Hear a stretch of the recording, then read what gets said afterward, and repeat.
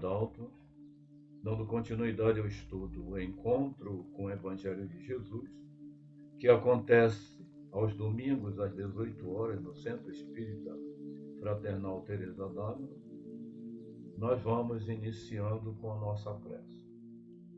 Senhor Deus, Senhor Jesus, amigos espirituais, rogamos pela paz do mundo.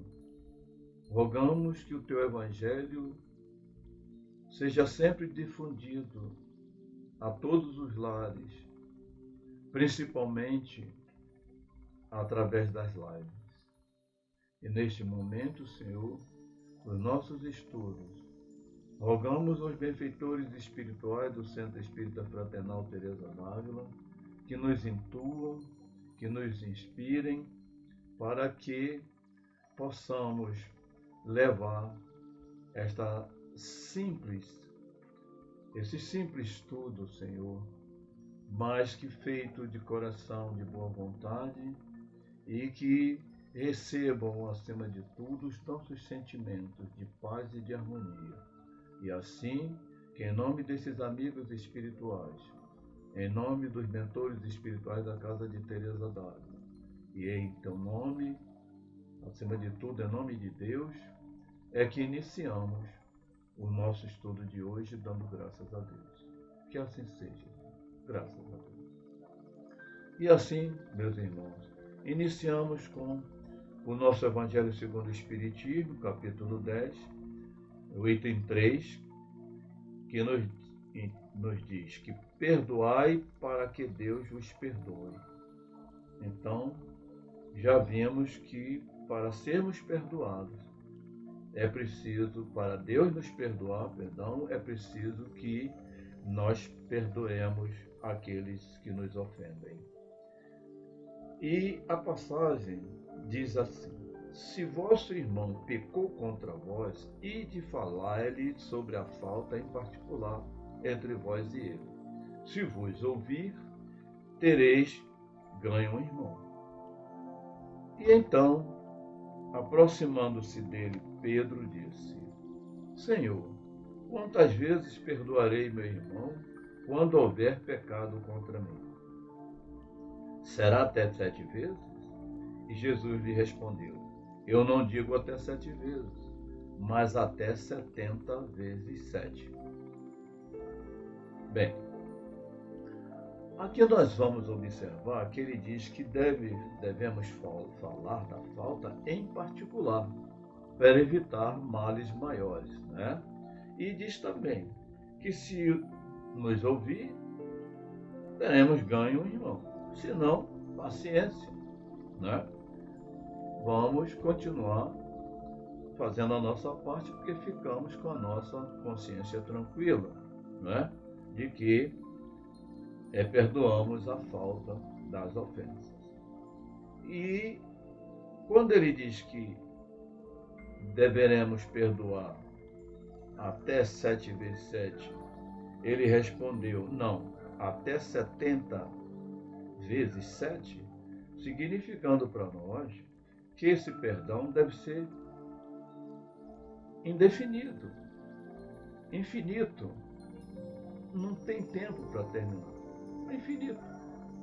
Perdoar sempre, é para sempre. Não tem que ficar remoendo, não tem que ficar guardando mágoa. Tem que mostrar para si próprio uma superioridade moral.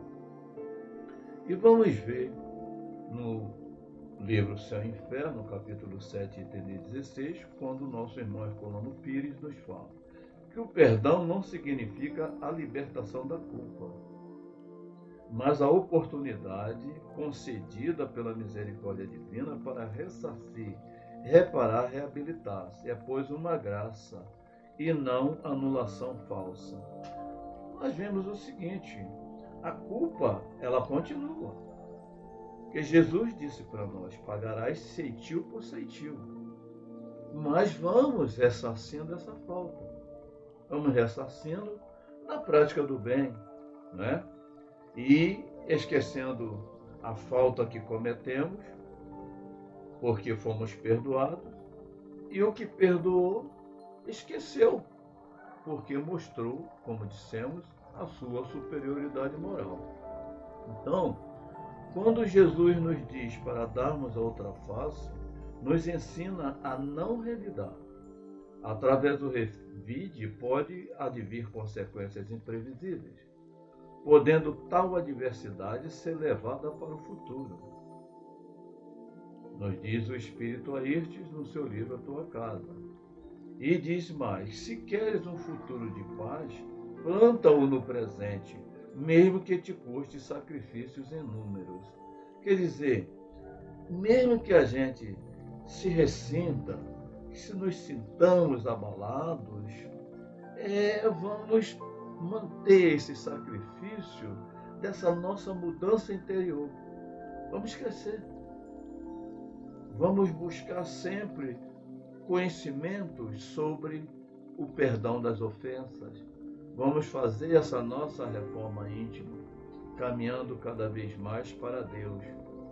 E o perdão propriamente dito consiste no esquecimento de todo mal que possam ter feito a quem perdoa. É a prática do bem, mesmo em relação àquele que lhe tenha feito o mal. E o esquecimento do mal cometido contra nós é esquecido de conformidade com o grau evolutivo do ofendido. Então é o que a gente vê aí. Quanto mais evoluído o espírito, menor é a ofensa. E nós temos como exemplo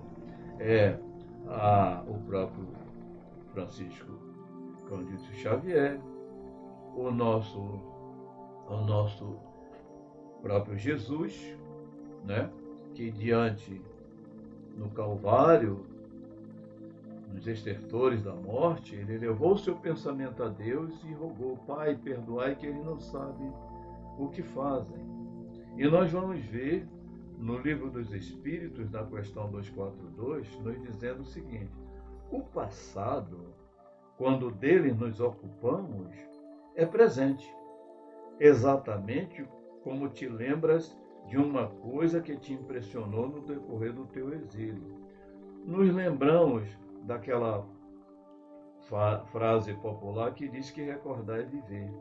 Então, quando a gente recorda com animosidade, né, a gente sente nas entranhas aquele ódio, aquele rancor, a gente vai se envenenando, a gente vai se tornando cada vez mais enfermo.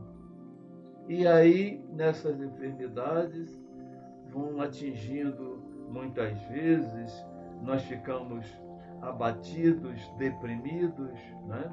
Vem a depressão e vem, muitas vezes, até quiçá, a obsessão. É preciso ter muito cuidado com isso. E vamos ver também na Revista Espírita, 1863, na página 251, o Espírito Lamennais nos dizendo o seguinte: ele nos pergunta como se pode achar em si a força para perdoar. Onde é que nós vamos conseguir essa força? Onde e como essa força para perdoar? Ele diz que a sublimidade do perdão é a morte do Cristo no Gólgota. Já vos disse que Cristo tinha resumido em sua vida todas as angústias e lutas humanas. Então nós vamos vendo, como já falamos, a exemplificação do Cristo, deixando para nós, né, o caminho e a verdade, como ele nos disse, para a nossa libertação. E então, se quereis perdoar, se vós mesmos vos sentis fracos, contemplai a morte do Cristo. Aquele que se conhece a si próprio triunfa facilmente de si mesmo. O homem vicioso, mesquinho e fraco não perdoa.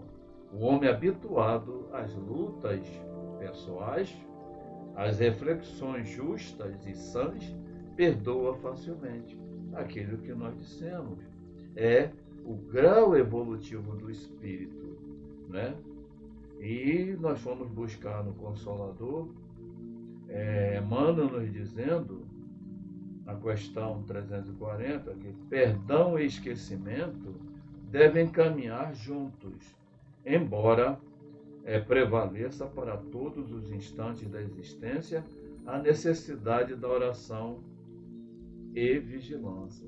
Aí, quando nós falamos em oração, nós não podemos esquecer a nossa mãe querida, Teresa d'Ávila. Então, nós fomos ver no livro da vida, no capítulo 19, ela nos falando da humildade, da oração, e nos falando também do auto-perdão, e nos lembrando o perdão de Jesus para todos nós. Então, ela cita aqui, além da oração, ela nos fala da humildade, a necessidade de sermos humildes para recebermos essas ofensas. E essa humildade a gente recebe justamente com a compreensão da fraqueza do outro, né? O mau momento, ou quiçá até do nível espiritual em que se encontra aquele irmão equivocado. E ela continua nos dizendo no item 7, mas com tudo isso sabeis vós, Senhor meu, que eu clamava muitas vezes diante de vós, desculpando as pessoas que murmuravam contra mim, porque me parecia que tinham razão de sobra. Então, ela nos fala justamente que muitas vezes a pessoa, ela nos ofende inconscientemente. Muitas vezes até ela quer nos ajudar, né? Como já tivemos a oportunidade, né? Com duas pessoas que nos lembramos de, ao usarmos a frase, a gente só queria ajudar, eu só queria lhe ajudar, e a pessoa dizer, quem lhe disse? E dizer com aquela voz contundente, né? Quem lhe disse que eu quero ajuda? Então, até para receber, falta humildade. A gente tem que ser humilde e procurar ouvir, né? Saber ouvir é muito importante. E aí, quando ela nos fala também do auto-perdão, é importante esse auto-perdão. Muitas vezes nós ofendemos uma pessoa e não nos perdoamos pela falta cometida e ficamos remoendo porque ofendemos aquela pessoa, mesmo pedindo perdão, e muitas vezes não temos nem oportunidade de pedir perdão porque essa pessoa foi embora. Às vezes desencarnou e nós não vamos vê-la mais. E aquilo fica dentro de nós remoendo. Então, a necessidade do auto-perdão. Nós temos que compreender que todos nós cometemos erros. Aquele que estiver sem pecado, que atire a primeira pedra. Isso nos disse Jesus. Então, nós vamos ver assim que a oração sem fé é igual a fé sem obras. Então, temos que trabalhar. Trabalhar também é oração. Trabalhar para o bem do próximo, é manter a fé. Manter a fé. Então, temos que pensar no outro, sair de nós para o outro, a fim de que possamos ter a nossa mente equilibrada, termos paz de espírito. Então, nós também observamos que na oração dominical, nós clamamos, Pai, perdoa as nossas dívidas, assim como nós perdoamos aos que nos têm ofendido. Será que perdoamos realmente a quem nos tem ofendido? E é esse o propósito do nosso estudo. É encontrar sempre esse caminho do perdão, de perdoar aquele que nos tem ofendido. E uma coisa devemos observar, é que o agressor está enfermo, está em desequilíbrio, por isso dele devemos ter compaixão. O ofensor é sempre um doente e a compaixão é necessária. Por isso, a necessidade, inicialmente, da compreensão e do entendimento a esse respeito. Então, nós vamos ver o seguinte, falando em compaixão, nós vamos buscar na psicografia de Emmanuel, né? Na psicografia de Francisco Cândido Xavier, a mensagem de Emmanuel que nos fala de compaixão. tem como título Compaixão. E ele diz simplesmente o seguinte: compadece-te sempre de qualquer agressor. Este dispõe da força, mas não sabe que é fraco. Aquele humilha os outros, sem pensar no amanhã. Quem fere a vida alheia está cortando em si. Esquece qualquer golpe, serve e prossegue à frente. Todos somos fichados na justiça de Deus. Meus irmãos, que Jesus possa nos abençoar, que nessas poucas palavras nós possamos ter feito chegar aos corações a compreensão maior da necessidade do perdão. E tendo Cristo como nosso grande exemplo, aquele que perdoa os nossos pecados e deu para nós, legando esse evangelho libertador. Aproveitemos e elevemos os nossos pensamentos a Deus, a Jesus, rogando no encerramento da nossa fala que tudo tenha sido feito conforme as necessidades daqueles que nos ouvem. E que assim, agradecidos a esses irmãos de caminhada evolutiva, pela oportunidade do trabalho que, embora simples, mas feito de boa vontade. E assim que, em nome desses amigos espirituais, em nome dos mentores espirituais do Centro Espírita Fraternal Teresa d'Ávila, em teu nome, Mestre amado Jesus, e acima de tudo, em nome de Deus, que possamos dar por encerrado esse nosso encontro de hoje, dando graças a Deus. Que assim seja. Muita paz a todos.